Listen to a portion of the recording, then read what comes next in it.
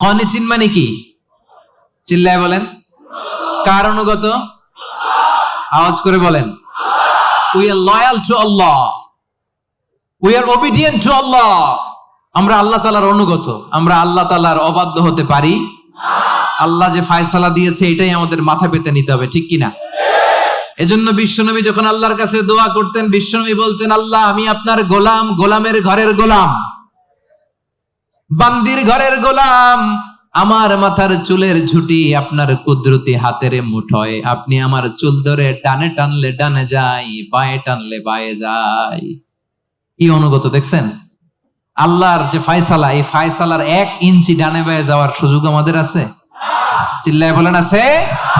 এজন্য আল্লাহ বললেন 3 নাম্বার গুণ হচ্ছে কানিতিন কানিতাত, আমার অনুগত বান্দা বান্দি যারা আমার কথার এক বিন্দুও বাইরে যায় না।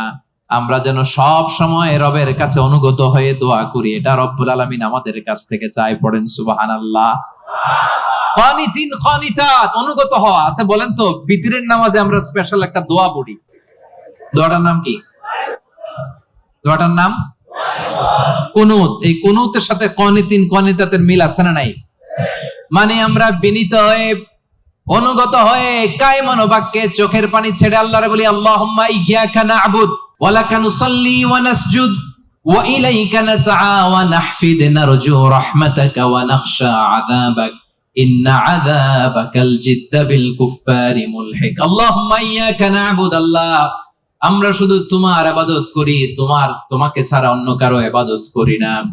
ওয়া ইলাইকা নাসআ, আল্লাহ তোমার দিকে আমরা দৌড়াই, ঠিক কি না?